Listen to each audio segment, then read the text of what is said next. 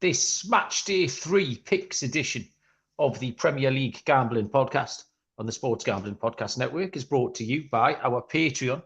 Score exclusive perks, content and contests, including our NFL Win Totals contest with a $1,000 prize. Join today at sportsgamblingpodcast.com/Patreon. We're also brought to you by Game Time. Download the Game Time app to get last-minute tickets at the lowest price guaranteed. Use the promo code SGPN for $20 off. And we're brought to you by DraftKings Sportsbook. Download the app now. Use the code DGEN. New customers can score $200 in bonus bets instantly when they bet just $5 on any college football bet. Only on DraftKings Sportsbook with the code DGEN. Welcome, everybody, to the Premier League Gambling Podcast on the Sports Gambling Podcast Network. My name is Malcolm Bamford, coming to you from Newcastle upon Tyne, the northeast of England. Today is, I'm going to cheat and check yesterday's baseball notes, August the 23rd, Wednesday, correct? And we've got Matchday 3 picks, which goes from Friday all the way through to Sunday tea time, I think. There's no Monday night game. So a 3-day weekend here of picks for the upcoming weekend. Joining me from Nottinghamshire is Mr. Barry Penaluna. Hello, Baz. What's happening? Evening, Malcolm. How are we doing? I'd say I was a good 8.7 out of 12. That would be where I am now. That's not bad. It's all right, isn't it? You'd take that most days, wouldn't you? Yeah, I'd say I'm lower than that. Like, I've got a bit of a pain in my shoulder. I'm struggling a little bit. What's happened there then? I can't work out if it's muscular or if I'm having a heart attack.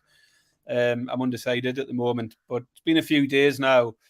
I'm still alive, so that's a bonus. Given it that action, Baz, you look like you've bowled a few overs. Is that not the case? You're not been steaming in off your long run? No, unfortunately not. Josh Vance is straight in the comments. That's not me either. That's not me. I'm not even touching. I'm not touching my keyboard. Look, that's Josh. That's all Josh. We should kick straight off with our because we're halfway through. The last show we picked a handful of picks on the European football. I won last night. I took PSV to score 2 or more. You took PSV to win. So the 2-2 meant it was my night last night. But tonight was very much yours because I took under 2.5 goals in the Villa v Hibs game. It finished 5-0, and you got right up the ladder. I went up the ladder, Baz. I'm up there. Aston Villa over 2.5. Aston Villa over 3.5. Aston Villa over 4.56 to 1 for your over 4.5 goals. So well done, you. I definitely got it wrong. I thought they would make changes, and to be honest, as soon as I saw the lineup, I thought my bet's not looking good here. So yeah, well done, Malcolm. That was a cracking pick, and well done for getting up. I think that's our first ladder of the year, isn't it? First proper ladder we climbed, so bodes well for the weekend. But cheers for that shouting up, Josh. I appreciate it's not me. It's not me, mum. It's just a person called Josh who I've got a lot of time for. We always shout out our winners, but we'll always own up to our losers as well. We don't hide from them, Mike. So I hold my hands up. I got that one entirely wrong. But I'm going to start the Champions League, the Europa League qualifiers tomorrow. Absolutely. I'll be honest, this midweek stuff, Baz, has not been my forte at all. Like the Champions League last season, I was dog shit. The EFL have not been great. Even the women's, Premier League, I've done all right. The Women's World Cup, I've struggled. Anytime we've got out of the Premier League, it's not been good for me. So, yeah, I've got one tonight, so I'm happy with that. Tell you what, the chat's kicking off, Baz. So say hello to Slick Rick was first in. He gets a rosette. Pat Foster, you need to talk about. Well, you don't need to. You want to talk about Pat Foster in a minute. We'll do that. Josh, my hero, evening. Captain Insano. Serials here. Francis Gallagher. Francis is a new one. I think Francis has started following us on the old TikTok, Twitter. He's been in touch. I know he had a few winners from some of our stuff last week. He's good to see him joining the YouTube chat. More the merrier. Good to see you. Let's hope for some more winners this weekend. Correct, Baz. So before we started, I said I haven't got any sort of lifestyle chat, Baz, any general bollocks. But I did say Pat's itching to join the show tonight. And you said, well, I listened to his podcast, but I'll wait until the show to tell you all about it. So tell us about Pat's show. Obviously Pat's one of our followers. He listens to the show. He takes a lot of notice, gives us a lot of good feedback. Pat shared his notes last week, didn't he? He wrote down. If Malcolm, you might remember last week, I'd made a digital copy of all of our picks, and if Pat had messaged me, he could have had the VIP treatment. We could have just sent him the picks list over. Yep. Pat, if you don't want to write all night long for this episode, I can send you it over in spreadsheet format later on. No, people like the hard copy, man. You see, what we know about Pat is he's a music man, so he like vinyl. So having your notes written down on a bit of paper is the betting equivalent of having a big vinyl collection, Baz, I reckon. Yeah. So anyway, Pat's he follows us on the old socials, and we follow him. And I know he does a podcast called Rockin' the Suburbs. He's a bit of a music enthusiast. So I had a little listen on the way to work. Okay. And there's a load of short episodes, and I thought, this is right up Malcolm Street. I enjoyed it, but I thought, you love it. You're driving around in a van often. So yeah, I listened to a few of his recent new music episodes, and I was a bit surprised to see a new music entry for a Block Party. Can you remember them, Malcolm? Oh, I remember Block Party with the C. They come up on Pat's podcast. They've got some new music out. I've been seeing them a few times back in the day. I didn't realise they were back on the scene, so I learned something new there. But some good stuff, some good bands on there, and some good crack from Pat and his co-host. So, yes, give Rockin' the Suburbs podcast a listen for some new music stuff. I love that. But, well, completely and utterly by coincidence, when I said to you, I haven't got any chat, I said I've got a couple of other bits written down that we talked about ages ago. We said, like, on like episode 3 of the World Cup show, whatever, that we might do shit like a song of the week, you know, like a recommendation kind of thing, because often we've been talking about food mainly. So in the absence of no other chat bars, I wrote 2 things down that have come to my attention this week. One is a film, right? Now, you know I've seen about 7 films in my life, right? You can name them all. Grease, Seabiscuit 2, Independence Day. Seabiscuit 1. What's it called? Fucking Johnny Five, he's alive. What's that one? Short Circuit 2, Titanic. That was it until I watched a film called Northern Soul, Baz, which is on the iPlayer as we speak. And it's about Northern Soul, so it's music related, but it's a Northern film as well. It's like they've all got hard Lancashire accents. And the music's great, the dancing's great, it's a bit gritty, but that was loads of fun. And I've got a song for you, Baz, which is as modern as tomorrow. My song of the week is by Corey Wong, Corey with a C. And it's Call Me Wild is the song. It's dead dancey. It's far too young for me, but it's right trendy and I like it a lot. So there you go. That's my lifestyle chat, Baz. I'm writing that one down. Get it on. Got it there. Yeah. Captain Insano, as rightfully mentioned, he on the last show, I told everyone we were on 49 reviews on Spotify, and that wasn't enough. We wanted 50. And I'd offered 10,000 Lebanese pounds. 10,000 pounds, you owe him. Lebanese pounds, Malcolm. It was Lebanese. Oh. It worked out about $1.50, I think. But Captain Insano did get the 50th. But also, we got up to 58. So since the last podcast, 9 people have clicked and give us a review. So if you still haven't clicked on Spotify and clicked 5-star, you don't even need to write any words. Make sure you do. And if you're not listening on Spotify, just put a review wherever you are listening. And if you're on YouTube, thumbs up, dead simple, and subscribe. And we'll keep putting out this shit every week. He says he wants paid in Battenbergs anyway. He doesn't want Lebanese pounds. Loves the Battenberg. Yeah. So, right, we've got full slate this weekend, 10 games. We've got a Friday night game again. I don't know if this is happening all season, but there's one this week and there's one next week as well. So I don't know what the crack with that is. Right, I'm going to do these epically long ad reads first, though, Baz. So, like I said, if you want to go and mow the lawn, buy a house, anything like that, crack on and do that, and come back in a few minutes once I've told you first about. They've changed a little bit. You might be able to get one of the loans done, but don't do both. Game time, the ticket people.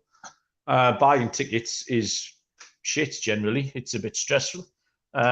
And it doesn't need to be game time. We'll sort you out. It's a fast and easy way to buy tickets for sports, music, comedy, theatre, all things like that. You'll get last-minute tickets, the best price guarantee. A lot of people at the network have used game time for things like the flash deals, the last-minute tickets, the Event cancellation protection's really handy.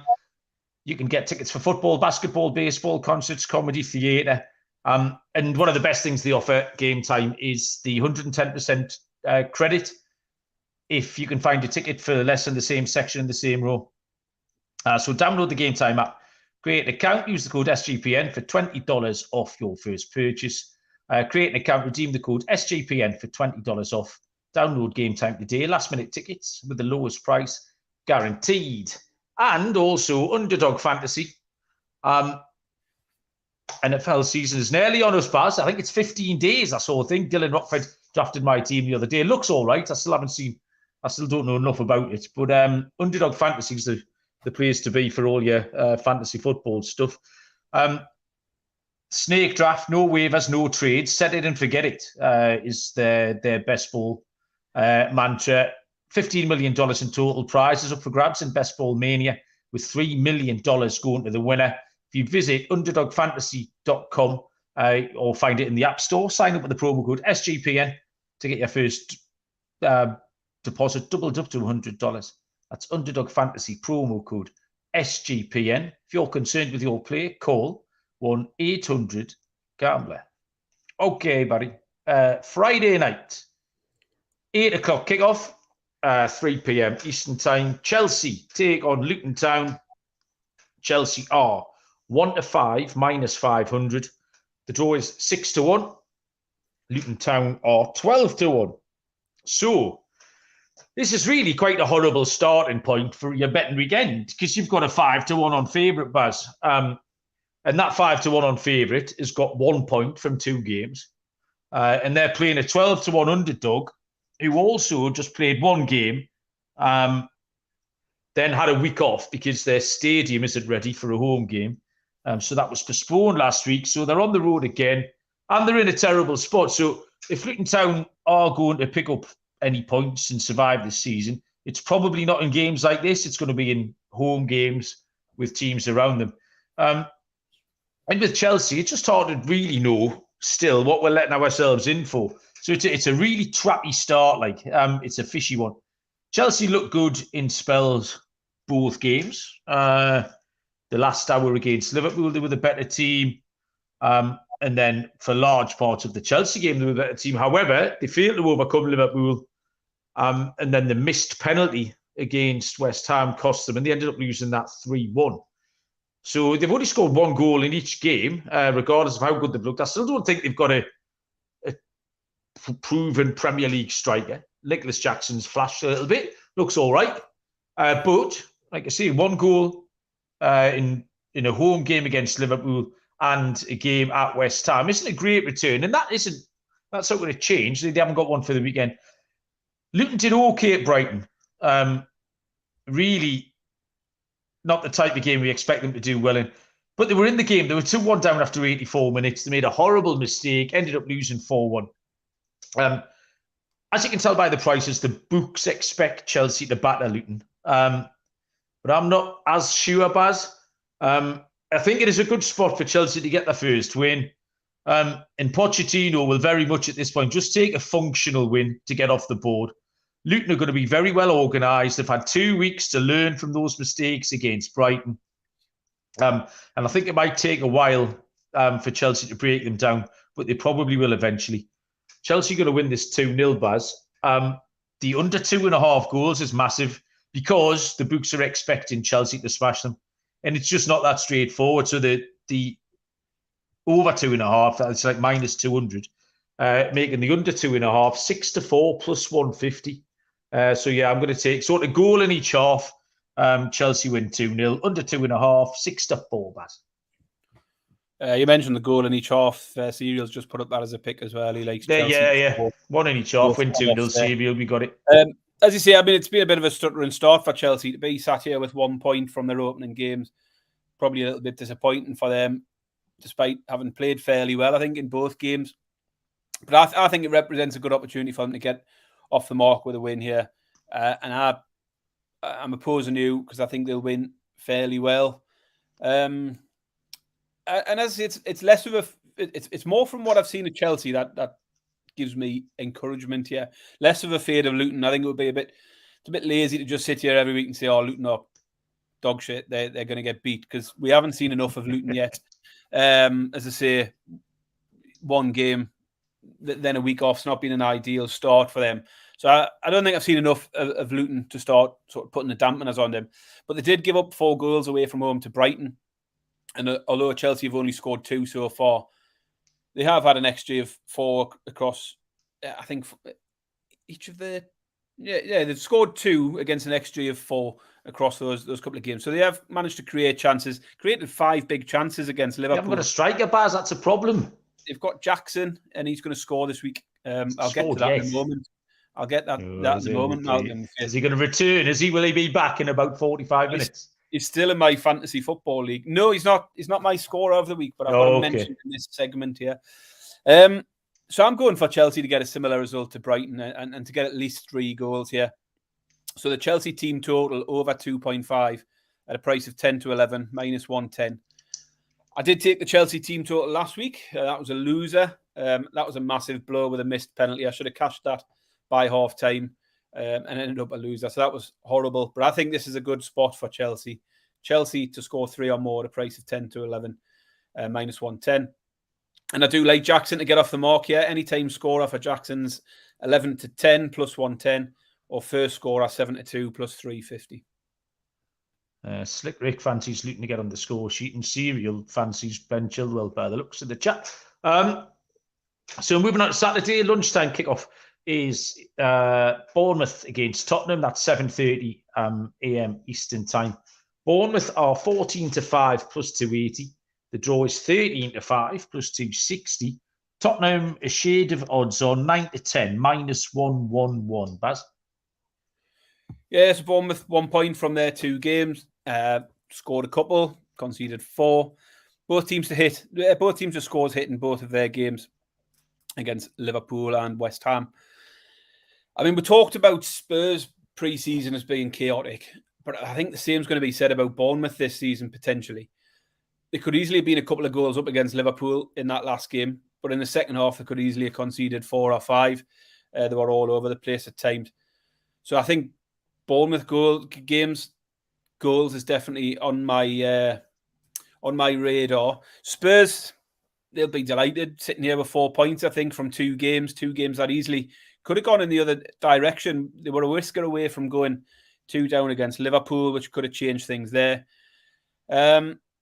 And you mentioned last week that penalty that should have been given in the game against Man United, which again could have sent that game in a different direction. So Spurs will be very happy to be sat here on 4 points.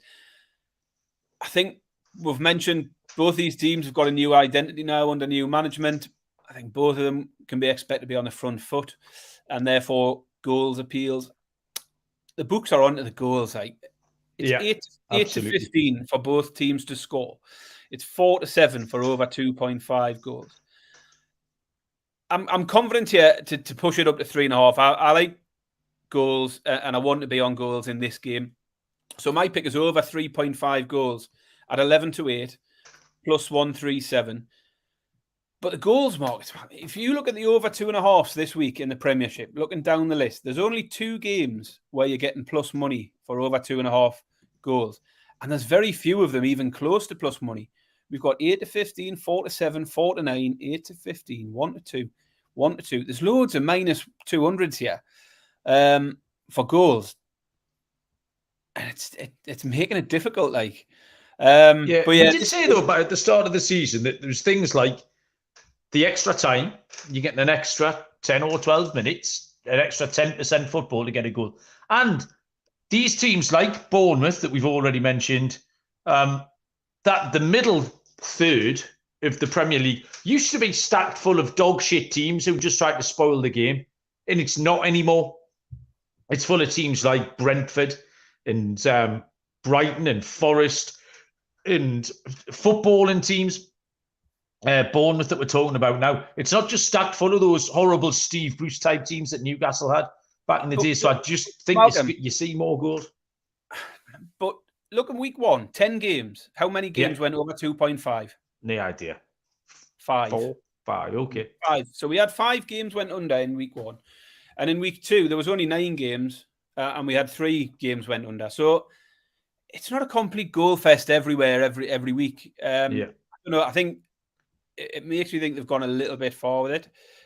So it's something to keep an eye on. I mean, there was a lot of teams scored 3 or more last week. I think 5 teams managed to clock up 3 goals at least.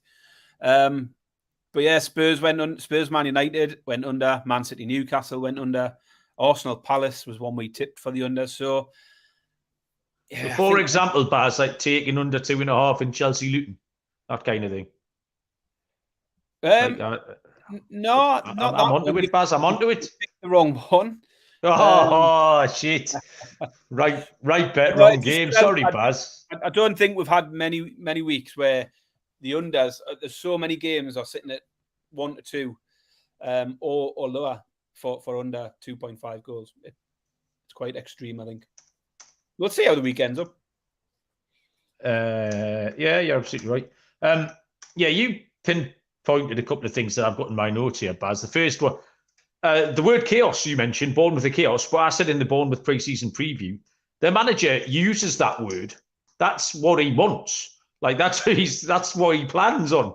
It's organised chaos. There's been ex-players of his who say, yeah, this is what he wants. And we've kind of seen that. They played all right. They went wild early on at Anfield last week. First 15 minutes, could have scored 4 times. And got that 1-1 with West Ham. So yeah, they're all right. They're going to be fun. And the other thing that you mentioned was Spurs could easily be on no points. They were behind a couple of times against Brentford, and Brentford had more chances. And then really they could have been behind. Fernandes missed a sitter, and Man United should have had a penalty in the first half last week.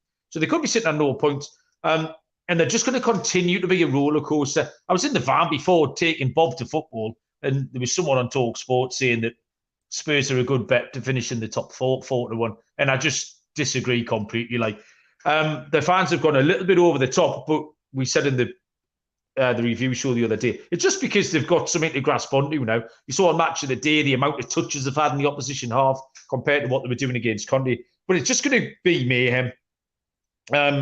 Brentford's XG both for and against, Bournemouth XG for and against has been chaos. Tottenham's has been wild as well. I took a bet, Baz, in the Brentford-Tottenham game, which cashed at 3 to 1. I'm going to take the same bet. It's a similar comp. I don't know why I should get away with it. Both teams to score in the first half is 11 to 4 plus 275. It was 3 to 1 first time. They've nipped it in 1/4 point, but I'll take it this time. Like I say, 11 to 4 plus 275. Okay. I'm going to tell you about some more of our lovely sponsors here before we crack on, and then we can fire through the games, get these picks out.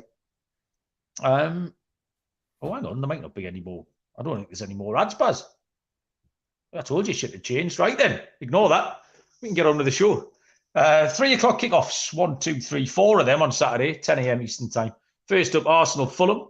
We have a second 1 to 5 favourite. Arsenal are -500. Draw 6 to 1. Fulham are 10 to 1. Arsenal have won both of their games without being great. Squeezed past Forest, squeezed past Palace. And I think that's a good sign, really. They defended well when they were under pressure in the last sort of 5 or 6 minutes against Forest. But they had to withstand quite a lot of pressure against Palace when they were down to 10 men after Tomiyasu was sent off the other night. Fulham, for me, are a right old concern. They were poor at Everton, but won. But any form line that goes to Everton at the minute really isn't worth its salt. And then they got stuffed last week against Brentford. They've got a lack of quality throughout the team. The Mitrovic thing, I think, has affected them on the pitch and off the pitch. They're going to lack goals without him.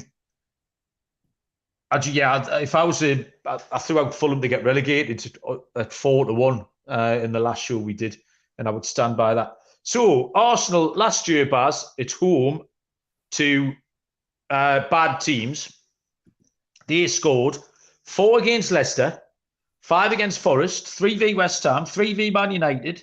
See, I put Man United in there as the bad teams, Baz, just for a little joke. 4v Everton, 3v Bournemouth, 4v Palace, 4v Leeds, 4v Chelsea, 3v Southampton, 5v Wolves. Arsenal team total over 2.5 is 5-6. It's -120.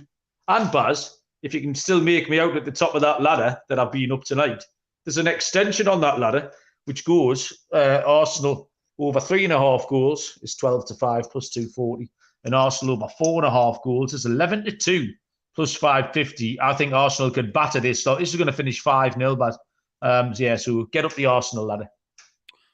Love it. Just check your Discord chat, Malcolm. I've just seen it, Baz. Yeah. No problem. Arsenal off to a 100% start, wins against Forest and Palace. It's hard to see them not continuing here against Fulham, who I think have been pretty uninspiring. They did get a win against Everton in the first weekend, but they also give up an XG of over 3 in that game. Everton just couldn't take their chances where Brentford the following week could, and Brentford managed to put 3 past them. I mean, Arsenal haven't hit their stride just yet. They've won both their games by a single goal. And so that played on my mind a little initially. I thought about possibly taking Fulham on the handicap plus 1.5 to lose by no more than 1 goal. Really? But ultimately, I've went exactly the same way as you. I'm just concerned about the number of chances being given up by Fulham.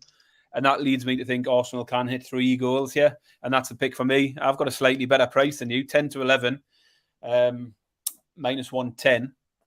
So, yeah, the pick for me is exactly the same as yours. It's Arsenal team total. Arsenal to score 3 or more at a price of 10-11. Francis is giving me some stick in the chat here.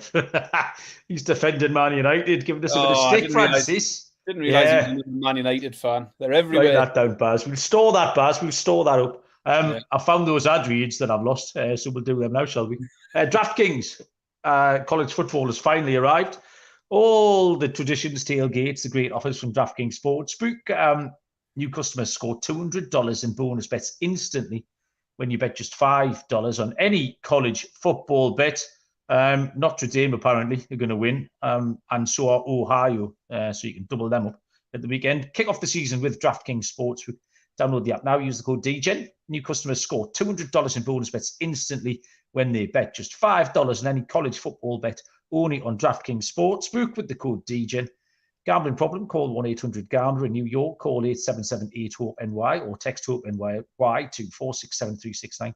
In West Virginia, visit www.1800gambler.net in partnership with Hollywood Casino at Charlestown Races. All games regulated by the West Virginia Lottery. Please play responsibly. In Connecticut, help is available for problem gambling. Call 888-789-7777 or visit ccpg.org on behalf of Boot Hill Casino and Resort. 21 plus in most eligible states, but age varies by jurisdiction. See DraftKings.com/sportsbook for details and state-specific responsible gambling resources. Bonus bets expire 7 days after issuance. Eligibility and deposit restrictions apply. Terms at sportsbook.draftkings.com/football terms. Get in. The SGP Patreon. Go over there. That's fun. The NFL contest on there. $1,000 to the winner. Wallop. The first Gambling Podcast Stories podcast come out, which is the birth of the network. Sean and Ryan and all that silliness. You've got the Discord channel for the patrons as well. So, yeah, help us fight against corporate gambling with the Patreon at sportsgamblingpodcast.com/Patreon. At sportsgamblingpodcast.com/Patreon. Brentford v Palace continues the 3 o'clocks. Brentford even money plus 100. The draw is 5-2, and Palace are 11-4 plus 275. Barry? Yeah, I thought it was a difficult one, this one. Brentford, off to a decent start, 4 points from 2 games. They've scored 5 goals in their 2 games. So they're scoring well, goals in their games. But then you contrast that with Palace, who just have a knack of keeping things tight. They've had 2 1-0 so far, 1 win, 1 loss. So the Brentford side screams goals, the Palace side screams low scoring. And it's the Palace side that's sort of drawn me in a bit. Looking at the end of last season, both of these teams went under 2.5 in 3 of their last 4. So, although Brentford has started the season scoring well, I'm drawn more to the unders because Palace can keep it tight. They managed to keep Arsenal to just 1 goal the other day. Who did they keep out on the first day of the season? I can't remember. Sheffield United. United 1-0, wasn't it? So the pick for me is under 2.5 goals. It's a little bit short, I just think Palace will they'll keep on keeping it tight. In fact, could be the 1-1 of the week, this one, Malcolm. I don't know if you've got a 1-1 of the week. But anyway, my pick is under 2.5 at 8 to 11, which is minus 137, maybe.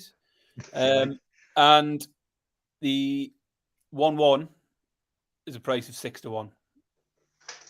Well, Barry, you know what this game is, don't you, Baz? The 1-1 of the week. It's the 1-1 of the week. It's back. You've spotted it. Barry spotted it. Barry's arse sniffed the 1-1 of the week. All the features. Serial spotted it as well. Serial knows. Brentford are exactly what we thought they were.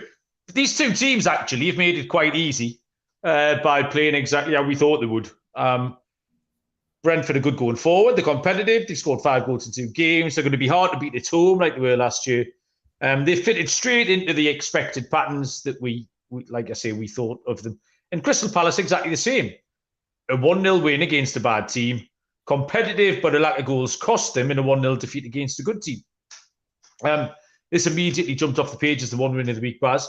I then checked last year's scores in this fixture. Both games, Baz, what were the scores? 1-1. And? I don't know. I thought you were going to tell me they were both 1-1. I am, yeah. Not. Yeah. I wanted you to say 1-1 again then. It's the idea, yeah. Everything 1-1. Can't get away from. The pick's the draw. I don't know why. It's not going to be 0-0 and it's not going to be 2-2. The last 4 have all been draws.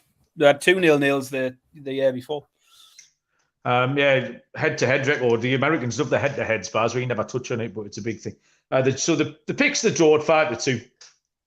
But this is definitely the 1-1 of the week at 6 to 1.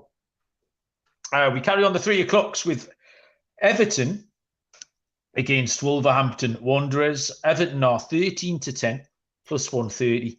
The draw is 23 to 10 plus 230. Wolves are 11 to 5 plus 220. First up, just a little bit of breaking news about Wolves star player, I would suggest. Matheus Nunes looks like he's off to Manchester City. He was the standout player last week in the game at Manchester United. He looked really good. He was the one who was making all the breaks going forward, causing mayhem. Was linked heavily with Liverpool last year. All Liverpool fans last year thought he was brilliant until he went to Wolves, and then they decided he was rubbish. And now today's been linked with City, and they all think he's brilliant, and they've missed out again. So that's a bit of a blow to Wolves. Whether or not they've got enough time and the wherewithal to spend the money wisely, we'll see.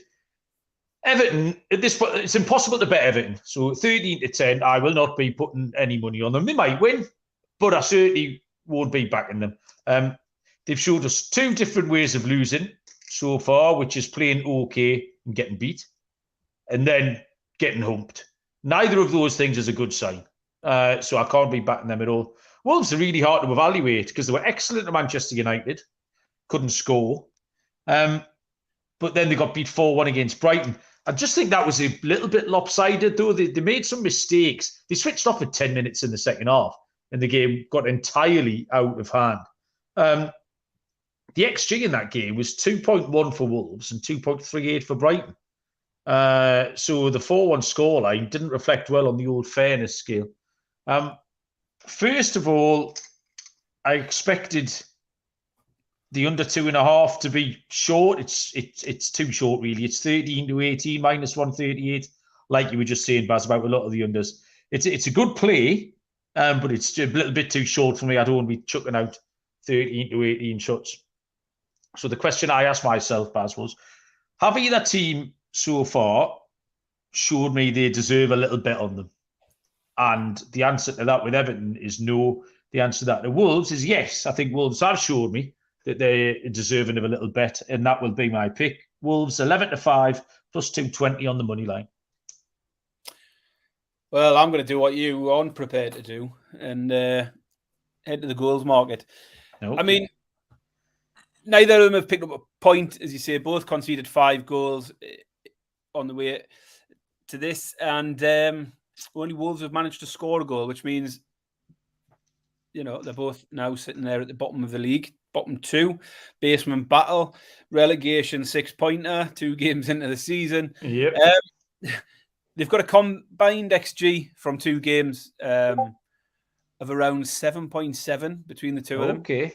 Which See suggests where you're going, Baz. I mean, I'm going where you would expect. I'm not going over. I'm saying the problem, they're creating chances. The problem isn't creating chances; it's taking them. And as you pointed out last week, you can be encouraged by the fact that teams creating chances and think there's a chance for things to change, or you can be discouraged by the fact they're being so wasteful with the chances. And I took different views on these two last week. With Everton, I thought there was no room for encouragement whatsoever. I was entirely happy fading them. And with Wolves, I thought they could do something, and I was wrong on that one. This week, I'm fading both. I think neither of them are showing any encouragement in terms of the sort of prowess in front of goal. And I think under 2.5 is the obvious pick. It is short. It's 8 to 11. It's minus 137.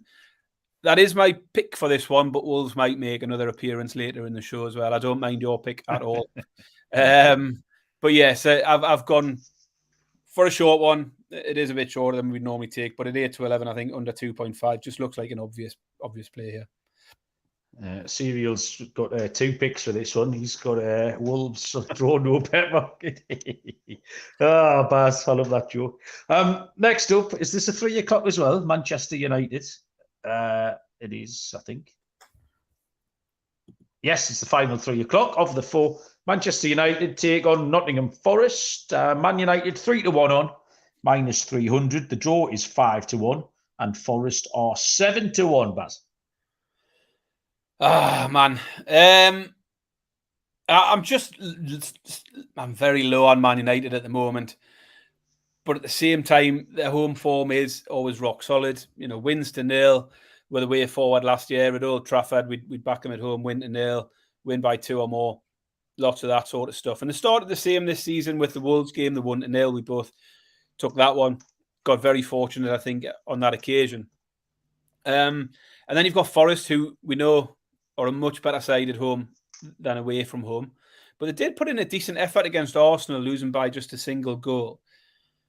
And I'm sitting here and I just have to find a way to go against Man United. I can't, in my right mind, back Man United in handicaps or goals markets at the moment. They might click at some point soon, but until I see that, I can't back them. And I certainly wouldn't back them on the money line at this price. Far too short. And I don't want to be backing them to win by multiple goals because they haven't shown anything to suggest that's around the corner. As I say, it might be this week. Everything falls into place. We'll see. But for me, Forest on the handicap plus 1.5 goals is 11 to 10. So Man U can win by a goal and we'll cash that. And if Forest get any kind of positive result, we'll cash that still. So plus 110. Forest on the handicap plus 1.5 goals, 11 to 10. That's a pick for me in this one. That is absolutely the arse sniffer of the week, Baz. We've said before that you can handicap these games. Both of us can handicap a game very similarly, but then you've got to find a bet. And I think you've done it there where I now prefer yours to mine. You're right.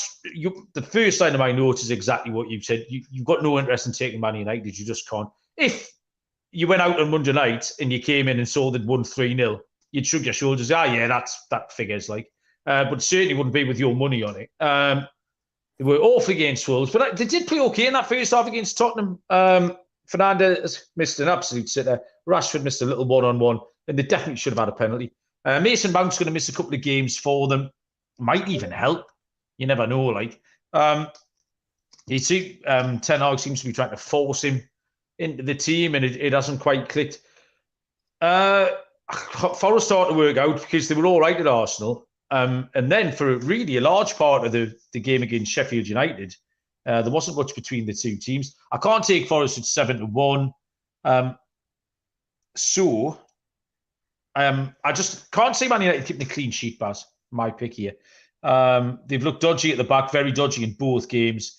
And Forest were lively against Arsenal. Didn't create much early on, but in the last half an hour, they made 3, 4, 5 good chances. And we saw how many chances Man United gave up in both of their games. So both teams to score is 9 to 10, minus 111.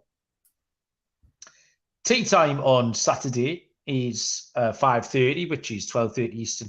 Kick-off between Brighton and Hove Albion and West Ham United. Brighton are 9-17, minus 188. The draw is 15-4, plus 375.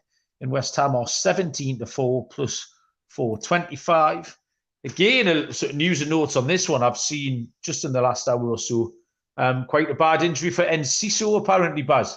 Yeah. Which has buggered up our 150-1 most assists because he was flying there. He got a couple last week, so we'll see how bad that is. Brighton have won 4-1 twice. Decent effort. Both slightly lopsided, I would suggest. Say they were only 2-1 against Luton late doors. And Wolves ran them close. Like that was a case of Wolves not taking their chances and then Brighton having a mad 10 minutes. But did again, a little bit like we said earlier on with Palace and with Brentford, they've fitted into the pattern that we thought they would. They've got a lot of good players and they're playing well.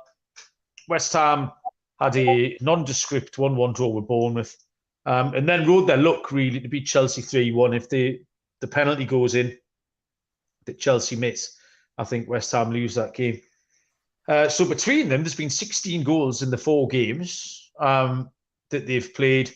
Too short, over 2.5, too short. Brighton are too short, over 3.5, too short. Really struggled, Baz. More than anyone, the books are onto this Brighton team because they know how they're going to play. It's been pretty high profile. And then I found the cards market, Baz. And I had a deep dive this game quite a lot. Brighton Luton had 4 cards, Baz, 2 each. Wolves Brighton had 11 cards. 5 from Wolves, 6 from Brighton. Baz has heard enough, he's away. Bournemouth West Ham had 6 cards, which was 1 for Bournemouth and 5 for West Ham. And then West Ham Chelsea had 8, 5 for West Ham, 3 for Chelsea. So you've seen Brighton come up with 6 cards. West Ham have come up with 5 cards in both of their games. The total over 4.5 is juiced, unfortunately. That's sort of 4-6. But over 5.5 is a live price. But I'm going to go with team cards here. And it's going to be Brighton over 2.5 team cards, plus 137, 11-8. I think we could get, if you want a little ladder here, like I say, over 5.5, both teams to go over 2.5 cards, but the official play is going to be on Brighton because it's a better price, plus 137, 11-8. Yeah, I don't mind that at all. I took Brighton last week for cards, didn't I? I took the over 4.5. And I think the 4th card came in the 50th minute, and then that was that. Nothing more. So I fell short on that one.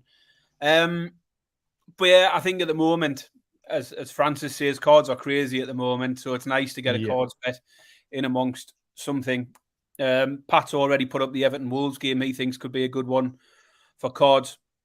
So yeah, I don't mind getting involved in cards somewhere because one of these games will have 8s, 9s, 10s. I can't remember which game it was last week. There was at least one which had 9 or 10 cards in it. Well, Wolves last week. Wolves Brighton had 11, but yeah, that was. So it must have been the week before I had Brighton cards then. Yeah, so I tried fading Brighton last week and failed. They have got off to a flyer, but against favourable opposition in the 2 teams have faced, Luton and Wolves. This will be a tougher game, I think, than those first 2. West Ham acquitted themselves well against Chelsea. They find themselves unbeaten in the first 2 games. And I just find it hard to back Brighton. And it's nothing against Brighton. It's not because I want to go against Brighton. I just think everything is getting really short with them. The bookies, as you say, are on them, favouring them hugely. And therefore, I feel there has to be some opportunity on the other side of it. So 8-15 for Brighton to win seems a bit short. The over 2.5 is 1-2, minus 200. So you need to be taking over 3.5 goals, or you need to be taking Brighton to score 3 or more on the team goals just to get around evens or just into plus money. And I don't like this pick at all, but I'm going to take West Ham on the double chance market. No. 2 bets, you'll call it. 2 bets, because you're taking 2 bets. But I'm getting decent plus money, 11-8. West Ham double chance. So West Ham to win or draw at 11-8, plus 137. I don't like it, but I just think everything's getting too short on the other side of it. So I've got to go against Brighton, despite the fact it's not really what I want to do. I just feel like there's a bit more value on the other side of the market. If this one goes pear-shaped, I'll need to reevaluate my Brighton approach next week. But for one more week, I'm going to go against them and take West Ham to get a result, at least a point from one. I absolutely agree with you, Baz. Every time I look at Brighton, my instinct is to find an angle in against them. And I think probably a lot of it is because we did it quite well last year. You got the Everton game. I got that Forest game when they went to Forest and got stuffed. They came up here and got battered. They haven't done it yet, but it's been 2 games. And they could. I took Wolves last week for the same reason. I took Wolves because exactly the reasons you just outlined. And it'll probably be 6, 7, 8 games of them not doing this for me to trust it. But yeah, I think you're absolutely right. And again, if West Ham win this 2-1 at the weekend, I'll be unsurprised. We move to Sunday, 3 games left here. 2 o'clock kickoff, which is a 9 a.m. game between Burnley and Aston Villa. Burnley 5-2. The draw is 12-5 plus 240, and Aston Villa are 11-10 plus 110. But yeah, I'm quite looking forward to this one because I don't think we learned much about Burnley in their first game against Man City. And it's almost like the start of the season for Burnley, isn't it? They had their game last week with Luton cancelled due to Luton's ground not being ready. So here we are. They're off and running, I think, here. And I think we'll find out a bit more what they're all about. We know from our Burnley preview show pre-season, where we got Burnley fan on, this isn't going to be the same Burnley side that we know from last time in the Premier League. We're expecting to be entertained a bit more by this side. So looking forward to seeing what they've got here. And on the other side, we've got Villa, who hammered in the first game against Newcastle, but then followed that up with a hammering of their own in the second against Everton. So a combined 10 goals in Villa games so far. And I like the goals in this one. I think Burnley will get in amongst it. But the both teams to score was a little bit too short. So I'm going to go in with over 2.5 goals here. It's minus 125, 4-5. But I think it's fair enough in a game where I think there'll be quite a lot of attacking intent from both sides. So the pick for me, Burnley v Villa, is over 2.5 goals at 4-5. And I've got another thing, Malcolm, before you another thing? You jump in. It's a stats bet, and I know I shouldn't go with stats bet because I got stitched up with one of them. Oh, yeah. Diaby. I've liked the look of Diaby so far. And there was a trend that I'd picked up from the first couple of games of Villa. He's had 3 shots on goal in each of the first 2 games, and one of them on target in each of those 2 games. He played again tonight. How many shots on goal do you think he had? I saw him have a few. I only watched about 8 minutes. I looked at 70 minutes and he'd had 3 shots on goal and 1 shot on target. In fact, I think he had 2 on target tonight. But anyway, he's hit at least 3 every time, and he's hit at least 1 shot on target every week. You can double those up: 3 shots on goal and 1 shot on target from Moussa Diaby, 23-20 plus 115. So it was just a little something that I'd seen, which was hit in the 3 games Villa have played so far. That's Diaby to score 3, get 3 shots on goal, and for one of them to be on target. Like it, Baz. Those American people like a player prop, catering to our audience. Burnley, again, 2 weeks off, and they never threatened against Manchester City. Man City scored early, and that was pretty much it. So, yeah, it's a reset for Burnley. It's match day 1 all over again. Aston Villa were good for 60 minutes against Newcastle. They got unlucky at key points in the game. The Mings sending off, and then it kind of got away from them. And then they came back and humped Everton 4-0. They've had a great win tonight. Really, I had nowhere to go here, Baz, because I was high on Villa pre-season. I was very high on them. I took them in a lot of my match bets. I took them to finish sort of top 4, top 5. I took them on the handicap. And with them playing well the last couple of times, with them scoring a lot of goals, and with them being odds against a newly promoted team, I just got taken on the money line, 11-10. I think it's a great price, so I'll just take Villa to win on the money line, 11-10 plus 110. The penultimate game on the card is this is 2 o'clock on Saturday as well. Sheffield United against Manchester City. Sheffield United are 12-1. The draw is 7-1. Manchester City are 4-25, -625. Immediately makes it quite tricky to handicap. This is the third one that we've got a -500 or shorter on this card. Sheffield United, sort of for the middle third, maybe even longer of the Forest game, they played all right. They conceded after 3 minutes and they conceded after 87 minutes. And in between, they did okay. They scored a good goal. The new lad from Coventry bent one in, Hamer. This is, however, a terrible spot for them. They struggled at home to Palace, lost 1-0 in the first game. Manchester City have done enough twice. 3-0 at Burnley, easy. And they kept Newcastle at arm's length really last week in a 1-0 win. So they've kept 2 clean sheets. There's loads of 4-6 picks that I liked, Baz. They're all too short. City in both teams to score no is 4-6. City half-time. Full-time is 4-6, but obviously going for something a bit bigger. And then I found one. So I'm going back to the first half goals. Man City did this at Burnley pretty quick.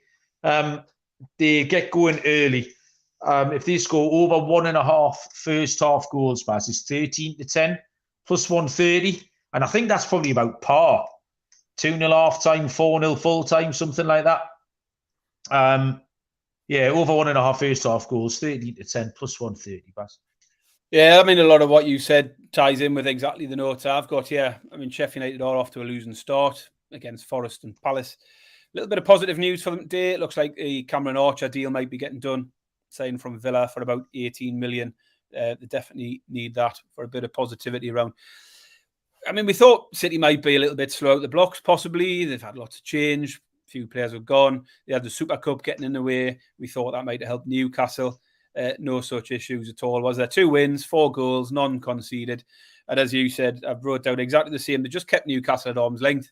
Newcastle barely laid a glove on them, but they just stuck their arm out, put it on Newcastle's forehead and just said, see what you can do. You know, like a little kid swinging their arms trying to hit their dad. I think a good marker for this one is that Burnley game. They went away to Burnley, first day of the season, won 3-0. And Burnley didn't disgrace himself in that one. City just did what City can do to anyone. They don't necessarily seem to have hit a stride yet, but I just can't see this game being any different to that one. I like Man City on the Asian handicap, -2 at even money, plus 100. So a City to win by 3 to cash that one. A 3-goal win is a winner, and a 2-goal win would be a push. I think City will win this to 0, but that's a bit shorter. As you see, it's about 8-11. But I was thinking exactly the same. 3-0 or 4-0 are the score lines on the agenda here. You can get 3-0 at 6-1. Man City to win 3-0. Or Man City to win 4-0 is the one I like at 10-1. So yeah, the main pick for me here is the Asian handicap. Man City -2 at evens, plus 100. But I'm going to have a little bit on City to win 4-0 at 10-1. Possibly a little bit on City to win 3-0 at 6-1. The final game of the weekend is probably the game of the weekend. We just gone nearly, Baz, I would say 52 minutes without mentioning Newcastle. That is definitely a record. Like the over-under's about 45 seconds.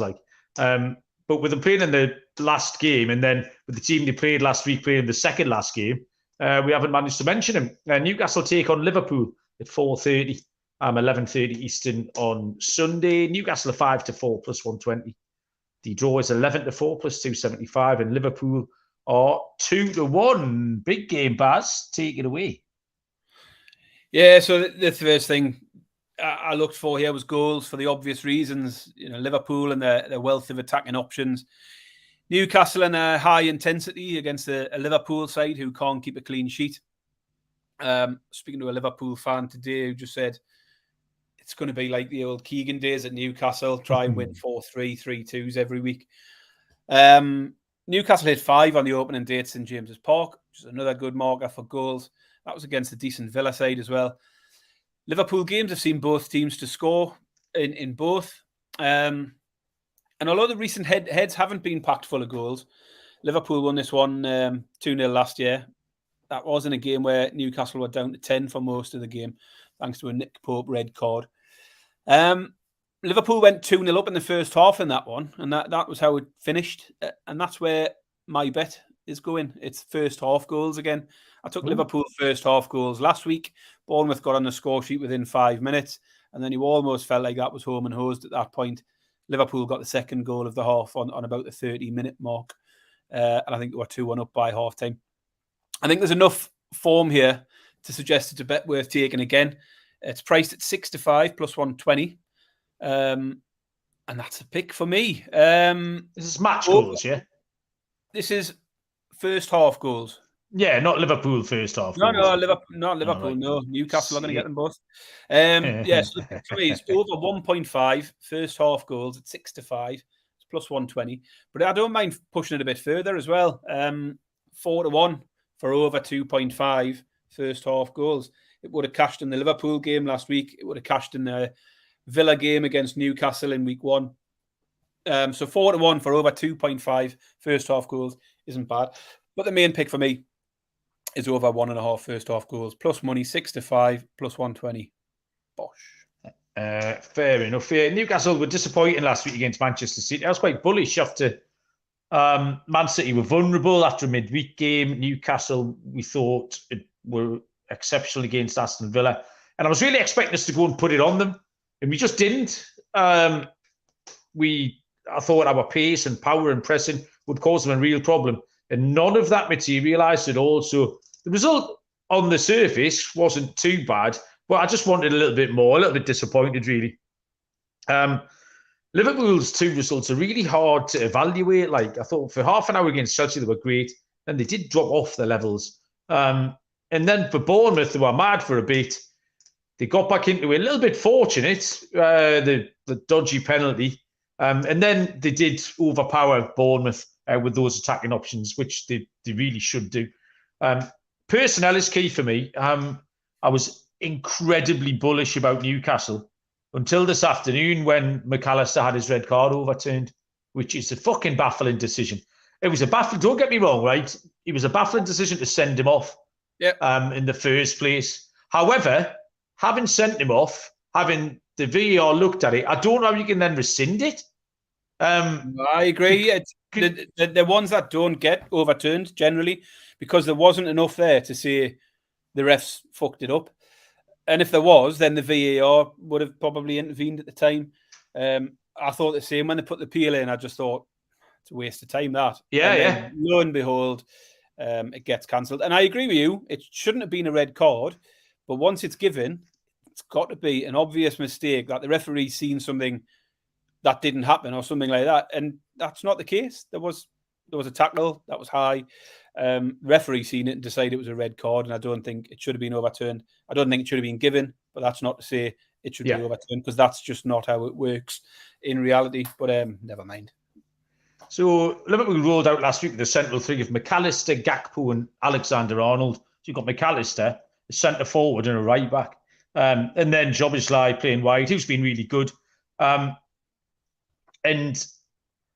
Gakpo, like I say, is a centre forward. Trent was a little bit injured. So if he doesn't play, who are you looking at? Well, Harvey Elliott, possibly. Endo. And I see them having to compete with Bruno, Joe Linton, Tonali, whatever combination of Newcastle's powerful midfield that they put out there. The Liverpool defence looks really shaky as well. Newcastle have got 6 or 7 solid attacking options that can hurt Liverpool. Those Liverpool levels did drop off after half an hour. And as much as Newcastle didn't show it last week against City, I think they can kill teams with their running. They can murder teams with their running. So I'm going to keep this really simple. And I'm going to take Newcastle on the money line, Bass. 5-4 plus 120 will be my pick. So that's the 10 games handicap, Bass. We're going to give our dogs, our Akers and our goal score a bit. But briefly, we're going to jump into the Fantasy League. We said we'd do a little weekly update and some transfers and stuff. Sean Drake is currently sitting at the top of the table. Notable name, tied 4th, Aaron Davidson, a regular listener. Little Andy sitting in 7th, the first sighting of a Penaluna in 9th, which isn't yours. Jake for sure, and Williamson, who sent us a nice message in the week, is up there as well. And Serial, down to 22nd Serial. But I nearly, Baz, the midway through last Saturday afternoon, nearly gave up. I nearly wrapped it in. I was so fucking angry with the whole thing. And then later on, I had a word with myself. And I was angry at myself because I got 25 points or something stupid. The only person who scored more than 3 points on my team was Areola, the keeper, because he saved that penalty. Foden got 9, but I'd benched him. Everyone else scored 0, 1. Yeah, it's funny, isn't it? Everyone else scored 0, 1 or 2. I captained Darwin Núñez because I'm a dickhead. This is why I never do well at this, right? I thought, I'll show everyone. I'll captain Darwin Núñez. He got 1 point. João Pedro came off the bench, got 1, then got a yellow card, so lost that one. Absolute shambles. What I'm clinging on to is the reverse jinx of Rashford and Fernandes. I put both of them in my team out of spite, and they've done chuff all, both of them since. So I have made a couple of changes this week. I've had to resolve my goalkeeping situation because I had Guaita for Palace who wasn't playing. So I've replaced it with Sam Johnston of Brentford because I think Palace have looked pretty rock solid at the back. There was a lot of talk about these £4.5 million goalkeepers and which one you wanted.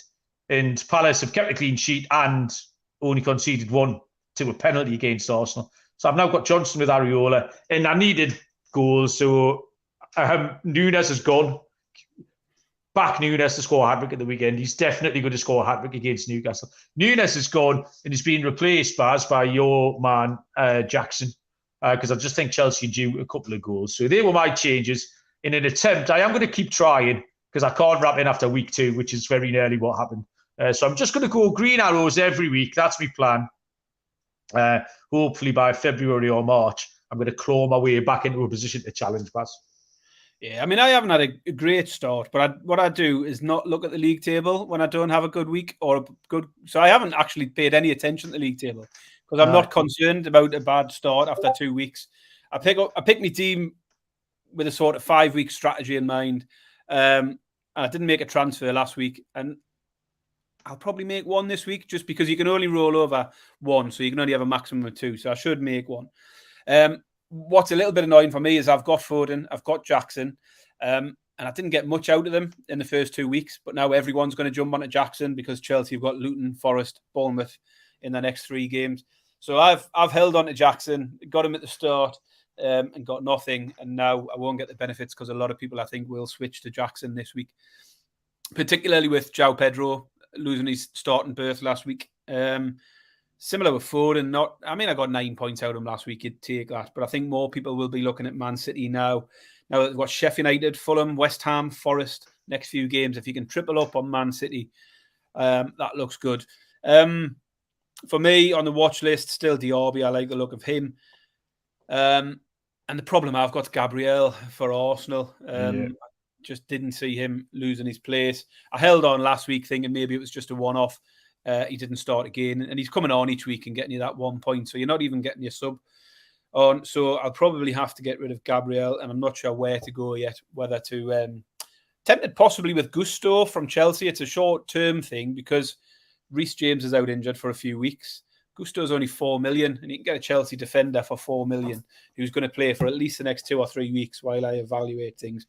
That's worth doing. The other 2 for me who've been poor, and I should be looking to get rid of, is I've had nothing from Richarlison or Eze, but I'm loath to get rid of them because Richarlison's now got Bournemouth, Burnley, Sheffield United in these next 3 games, and Eze has got Brentford, Wolves, Villa, Fulham.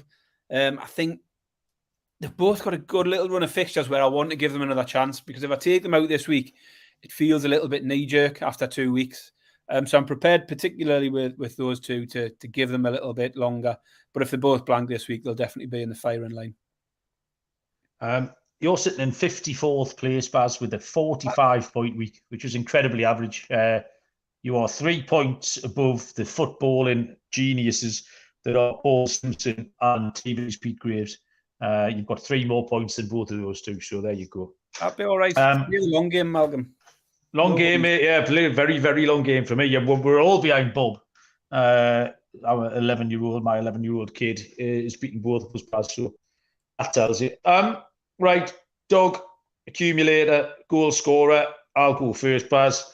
I'm going to take Wolves as my dog. 11-5 plus 220. Everton are circling the drain. I hope the Núñez thing doesn't derail them in terms of playing style or confidence or has their heads turned, things like that. But Everton have just been so bad. And I think I saw enough Wolves in both games. There's something there for them. And you can't say that about Everton at all. So Wolves is my dog at plus 220.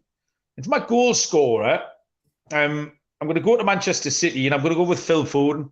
Phil Foden earned all the rave reviews last weekend for his performance against Newcastle. He was man of the match by an absolute mile. I think we think City are going to score 3 or 4 goals here as well. So there's some goals to be spread about. Why can't Foden get one of them? He's 11-5 anytime goal scorer. That's plus 220. And 13-2 plus 650 to score first and last, Baz. Yeah, I like that Foden pick. That's nice. My underdog, I'm going exactly the same place. I've got Wolves here to beat Everton as my underdog. What price did you have down for that, Malcolm? 11-5. Yeah, so Wolves to beat Everton at 11-5 plus 220 is the underdog pick for the week. The scorer for me, I've raved about him enough, is Diaby. As I say, he's getting plenty of opportunities. He's having the shots on goal, shots on target in the game so far. 13-5 anytime scorer, plus 260. 7-1 for a first goal. So, yeah, Diaby to score first, 7-1, or any time at 13-5 is the scorer pick for me this week. Accumulators, Baz. I'm going to go for. First one is Arsenal team total over 2.5. I think they're going to smash Fulham up at the weekend. My second one is going to be Aston Villa on the money line. A team I have to pick. I was high on them coming in. They played well. I'll stay high on them. They're at 11-10. And for my third one, I can't get away from Newcastle, Baz. 5-4 plus 120. I know it's a home I play. I don't like jinxing myself, which I'm almost certainly going to do on the last game of the weekend with my team. But Arsenal team total over 2.5. Villa money line, Newcastle money line is plus 747. Just a shade short of 15-2, Barry. Yeah, and the treble for me is a team total treble. I've gone for Spurs to score 2 or more, Chelsea to score 3 or more, and Man City to score 3 or more.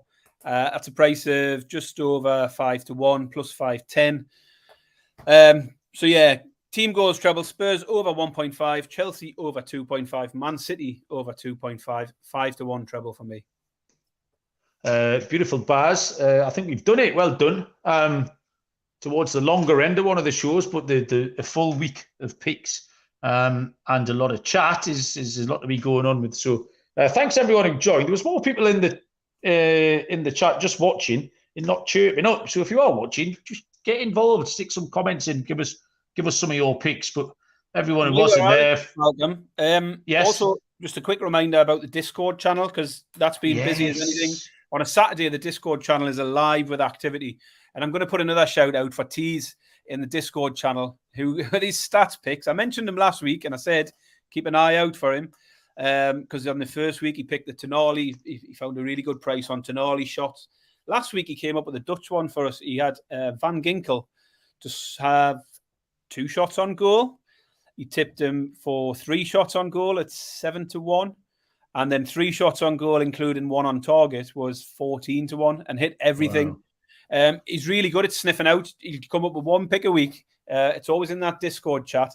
So it's worth keeping an eye out for that. Keep an eye out for Tees Budding in the Discord chat. But get involved in the Discord, because there's tons of people putting their picks out there. Don't be afraid to put your own picks in there. Nobody judges. Nobody moans if you chuck a loser in.